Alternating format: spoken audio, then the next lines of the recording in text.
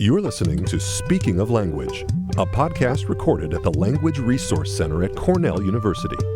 I'm Dan Gable, Technology Manager for the LRC. Each week, we explore a topic related to language pedagogy and second language acquisition. This week, on Speaking of Language. On this episode, we take a step back and ask the question, are there good and bad language students? Do some people have a knack for languages that give them some sort of advantage? Researchers have isolated some actual individual factors in language learning that can make somebody a better language learner than somebody else. These factors have been used by the armed forces and by institutions like the Peace Corps to figure out how long it might take somebody as opposed to somebody else to learn a language. So, these are things like not too surprising, things like memory, general intelligence, a kind of specific thing called phonetic coding, how well you can remember the sounds of what somebody said right after they said it, and then some ability to understand what's up grammatically in a sentence. Today, we're asking the question, what is a good or bad language learner? And to tackle this, I'm here once again with the director of the Language Resource Center at Cornell University, Dick Feldman. Hi, Dick. Hi. Can you even say what makes a good or bad language learner? Can we look at that even?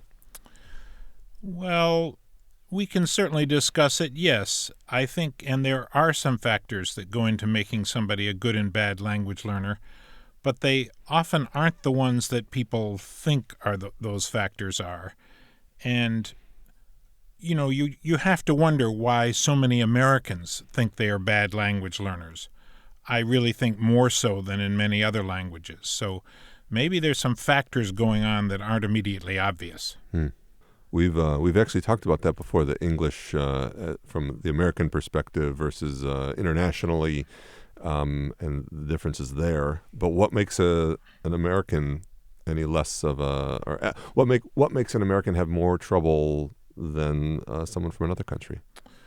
Well, yes, there are a range of factors, and some of them are, you might say, kind of situational, as like national and cultural and geographic.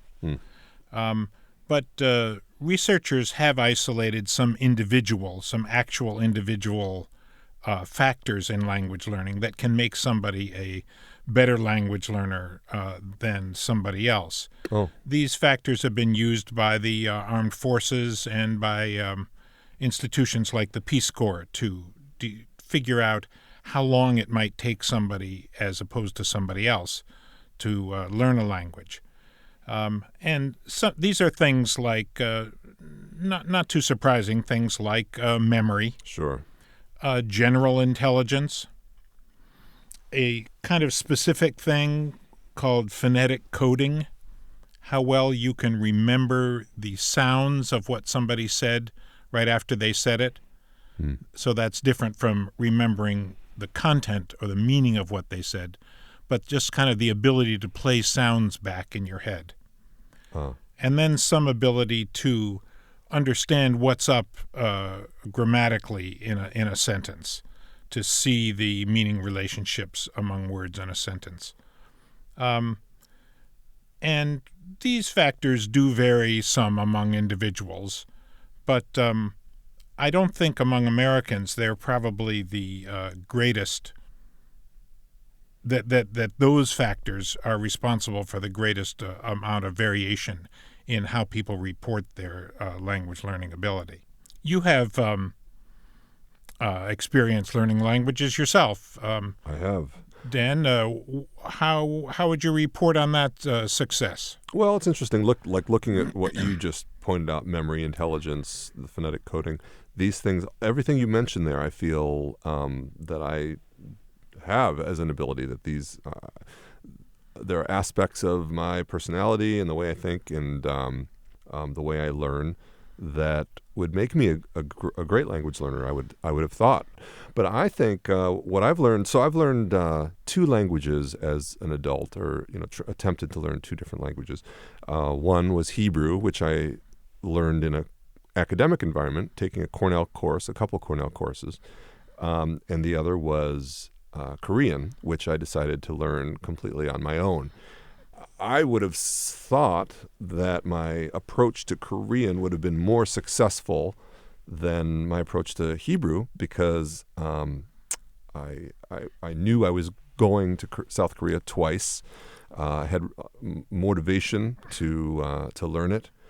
But well, what I think I learned was that what I think I discovered about the whole process was that I'm better off in a class, for one thing. And where I really got bungled up was sort of overdoing it with memorizing words. That was my personal challenge, that I just kind of got obsessed with vocabulary lists and even some phrases like, I'm interested. I wanted to really be able to order food and talk about food when I was in Korea, so I would learn phrases specific to that, or just learn a whole bunch of vocabulary that related to cuisine. And in the end, I found that I knew hundreds of vocabulary words, but that as soon as anybody spoke to me or I tried to put together sentences, I was not very successful. I think you're getting there at one of the key elements of language learning, language use, which is that it's essentially social and interactional. Right. What we do with language is we have interchange with other people.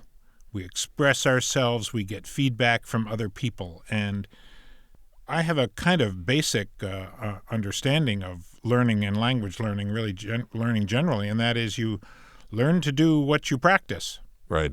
If you go to class and talk in English about grammar, then that's what you learn to do. Yeah. It doesn't magically convert into becoming fluent.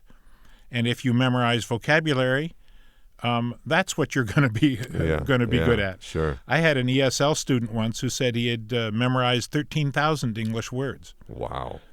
Wow. And Yeah. I didn't doubt him. Right. But that also didn't make him fluent. Sure. Retrieving those words and Right. the lack of the kind of practice that maybe you got in your Hebrew class. Right. Definitely. And having a group that you do things with, that's the native environment for language use, is a group Sure. of other people. Right. Yeah. And having the pressure of being forced to respond. The teacher asks you a question and you're in front of a group of people and you have to understand what he's saying and be able to respond to it. You remarked on one of the other very important factors in success in language learning, and that is, why are you learning it? Why do you care? Right. Motivation. That's it. What is your motivation for it? So you had, certainly motivation for, I think, both the languages you learned. Sure. You had cultural and some travel interest in Hebrew as well as Korean. And you're, I guess, also the kind of guy that doesn't do stuff lightly. If you're going to do it, you put yourself into it. For sure. But if you think about Americans and some of the issues we talked about last time about the use of English around the world, Yeah. for some of them, their motivation to learn another language, to actually have that kind of interchange with people and their opportunity to have that interchange. Right. You see some of the reasons why Americans often put that on themselves and think it's something about me. I'm a bad language learner. The more motivated you are, the main result of that is the amount of time on task. Right. How much time you spend doing something. Sure. Now, maybe that's memorizing words, maybe it's analyzing grammar, and maybe it's having conversation with somebody, and those might be variably efficient ways to learn the language. But that's certainly an important factor, just how much time did you spend doing it. And if you just take a class and you've got 4 hours a week where you are thinking in the language, except maybe you're looking at your phone sometime of that time during class. That just isn't enough to get going. Sure. Well, that actually makes me think of I wanted to ask you, just for practical advice for people who might be listening to this, could you give specific advice to both the college student that's learning and the adult learner, or someone just learning on their own without the guidance of a teacher? I assume you would have different advice for each of those learners, and I wonder if you could share that. Well, I'm not sure it's so different. If you talk to people whose language learning feelings about themselves, the kind of their language learning image comes from high school, you find some people a fair number, who say that they're bad language learners. And, some of that is because of the quality of instruction that they've received, and secondarily, the relationship of that instruction to their learning styles. Right. This is another factor that comes in here. How sensitive are you to being corrected? Some students report being just frozen because all their time in class, they were worried if they made a mistake, the teacher would jump on them and they'd be asked to repeat and repair. And then when they got out into the big world, sure enough, they were worried about making mistakes. Right. No surprise there. If that's what you've done in class affects what you learn and how you behave. Other people take that fairly easily, and that's an important a factor generally that you can modify to some extent, I think. When you're learning a language, you become less of a personality. If you're going to express yourself in a new language you don't know very well, you can't project yourself onto other people in the same way. Right. So you have to be able to tolerate that, to making mistakes, to sounding stupid, to sitting there stuttering, trying to think of a word. Yeah. But that struggle is really important. Yeah. If you don't allow yourself to do that struggle and you only volunteer to speak when you're sure you've got the sentence perfectly worked out, well, that's what you're going to do when you run into real situations too. Yeah, sure. It's not going to be effective. So that struggle and willingness to do that, I think, is the case for both. But if you don't have the opportunity to speak with somebody, like learning it on your own, that's a problem, because you don't have the opportunity to struggle in front of somebody, and that's an important part. So one of the things I'd say to solo learners is find a way that you can talk to a real person. Right. Don't just study by yourself in language. That's not what language is about. Right. So there are online ways to do that. Sure. You can find a language partner to do exchange with, maybe. Right.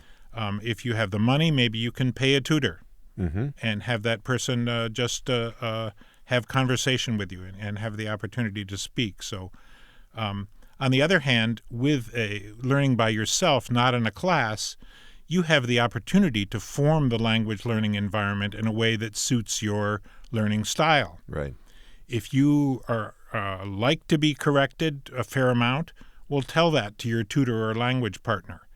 If you're very sensitive to it and you know that you just like speaking on and you're able to tolerate not knowing whether you're doing it right or not, but you feel that that's productive to you, tell your tutor or language partner not to correct you. Right. So that's something you can't always do. You can't tell the teacher in a class how to handle you as a student, as one of the students in the class. So you may be subject to the teacher's style. Sure. Maybe in some cases a student, if you know yourself well and you realize you're a bad fit with a teacher, maybe you should take it another semester or try to have another teacher or something like that. So the getting yourself in the situation where you speak with actual people is really important and something that needs to be done one way or another in a language learning. And that's why we do pair work in classes. Sure. What did you do when you studied Korean by yourself? Did you find people to speak with? Well, I was lucky enough that the Korean church here at Cornell has a Sunday school for young children and for older Cornell community interested in learning. So I was paired up. My wife and I were paired up. My wife also learning Korean. We were paired up with a young woman who would sit with us once a week and go over whatever we wanted. And so we were able to get a little bit of that, but not as much as I think would have been helpful. I mean, especially having this conversation, I'm sort of realizing even more. But that was kind of obvious to me that, and in fact, in that situation, I think what would have helped would have been, I noticed that this student, this is a student, and here we're older, and she probably didn't feel like she just wanted to, kind of help us in any way that we thought she could help us. So that was for me. How do you ask for more kimchi? How do you, order this particular dish? How do you, as opposed to, just come at us with language and talk to us and sort of force me. Right. And, we've had students, in fact, you've encouraged students. I can think of one or two Korean students that worked for us at the Language Center who you advised to just come into my office and start hounding me with right. questions and not really it seems to me it's a issue of control. I think I would have been better off sort of not having the control over what it is I thought I needed to be working on. I needed somebody to push me, but not just push me generally with the language, but as you're saying, give me situations, give me context, and force me to speak and communicate in a way that I might actually communicate with somebody who's talking to me. Right. Real interchange is basically unpredictable. Yeah. In the history of language teaching, we used to think that language teachers could write dialogues, that students could memorize them, and then they'd be able to speak the language. Right. And, for the most part, that didn't work very well because your partner never knew the other half of the dialogue. Right. And went off in different directions and left you there flailing around, not so clear where to go. Sort of to summarize, in the United States here, there are a lot of reasons for people to think of themselves as bad language learners. Many of them don't have the kind of motivation, situational motivation you did of a cultural interest or an imminent trip, so their motivation is low. Right. They don't have the opportunity to speak. In some language classes, the fact is teachers do most of the speaking. Right. And in some classes, teachers are very good at not doing most of the speaking. And many of our Cornell teachers are very aware of this issue and don't say some modeling of the language, but make sure that the students have a lot of opportunity to speak. But really, 3 or 4 hours a week, even if you're speaking, a third of the time during that time, that just isn't enough. Yeah. So, places where people are just naturally, of course they can learn the language, where the idea of somebody being a bad language learner isn't even really a concept. Those are cultures where there's other languages around all the time. Mm-hmm. Where you can just wander down to the market and speak another language with somebody, and you do that. And it's available all the time. So that's an issue in the United States, though, of course, the country's changing in that way as we become more of a multilingual country. Yeah. And with a little bit of effort, in most places, you can find people to speak with. But as much as trying to improve your memory, much as I don't really know how you would do that, but the things you can control are how much effort you go to have an interlocutor, to find somebody to speak with. And that's one of the things that makes a big difference in how successful you are as a language learner. And it's probably affected by how motivated you were in the first place. Right. Interesting. Well, and in fact, one of our more recent services that we offer here, or one of our new programs at the Language Center, kind of seems to me points right at this issue, and that's our conversation hours. I wonder if we could finish with a description of what that is, and actually how a student who's interested might be able to get involved with that. Yes, good point. We've taken on hosting the Language House language conversation hours. That's in 5 languages. Let's see, that's Arabic, French, Spanish, German, and Japanese. Then we've originated conversation hours in a bunch of other languages and are starting up more as we speak.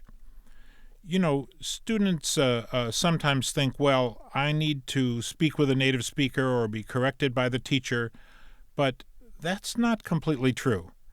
Just having the opportunity to speak, to express yourself in a real situation with a real other person sitting there looking at you is very productive language practice. For one thing, it makes clear to you what it is you wanted to say and that you didn't know how to say it. So you become really ready to learn that thing when you see it in a book or you hear somebody else say it. So if you're interested in a language conversation hour, look on our website. You'll see the list of the days and times. Anybody's free to come anytime to those conversation hours. We have everyone is 1 hour a week. That's not that much, but if you only have 3 or 4 hours a week of class a week, that's one more. So just come by anytime those are going on, and the leader has a topic and sort of a structure and has set it up so everybody gets a chance to speak, which, as we've explained, speaking and interacting with somebody is the basic move of why we have language and how we learn it. Right. That's great. Okay, well, and for more information on that, schedules and everything, they can anyone interested can go to our website at lrc.cornell.edu. There will be a link to the conversation hours there for more information. And be sure to check us out on Facebook. There's announcements about such things there as well. Join our group on Facebook. Thanks, Dick. Right. A pleasure. The Language Resource Center is located on the ground floor of Stimson Hall on Cornell's main campus in Ithaca, New York. Check us out on the web at lrc.cornell.edu or look for Cornell LRC on Facebook and Twitter. Speaking of Language is produced by Sam Lupowitz and Dan Gable. Recorded by Sam Lupowitz. Original music by Sam Lupowitz, Dan Gable, and Joe Gibson.